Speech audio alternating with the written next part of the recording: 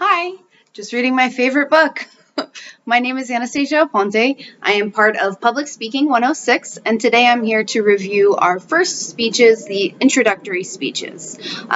My speech it had some strengths and weaknesses. It did come off well overall. However, I do feel that the organization of the speech took away from the quality of the speech. The language that I used could have been more descriptive, more colorful, if I had taken the time to figure out language that was more concise. When you don't have much time for a speech, it's really important that you take the time to organize and create shorter ways of saying something that you want to say, because you really don't have the time to explain something. With more organization, I could have used better language to bring the class in to hear what I had to say. When you have good points, they're lost when they're not organized properly. The delivery can seem frantic because you're all over the place, even though you do have specific points. If they're not laid out nicely, the audience doesn't know what exactly you're trying to say with those points. So it's really important to take the time to figure out where you're bringing the crew and what you want them to get from what you have to say. When you have a good conclusion, which I did feel my conclusion was strong, it's great.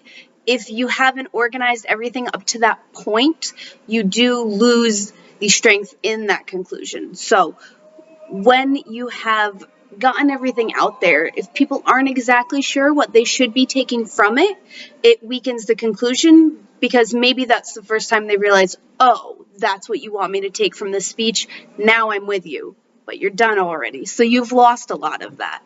So it's really important to organize each point and give the conclusion in a very cohesive way. I was pleased with my speech overall. I do feel like I was able to connect with my classmates. However, the seating arrangement was a bit funny, which was an added complication, if you will, at that time. It does seem that it's a great way to practice different types of interference, right? Because some people, maybe my back was slightly turned to them, and so I had to turn more to be able to speak with them, or make different adjustments in order to make everybody feel like they were involved with what I had to say, versus standing at the front of the room and looking at everybody. It's a little bit easier. So it's important to take that into consideration, use those strengths, but remember that at the end of the day, you need to be working on your weaknesses, and I will make a point of taking time to organize my speeches so that when I do say something, it's clear what I'm trying to say.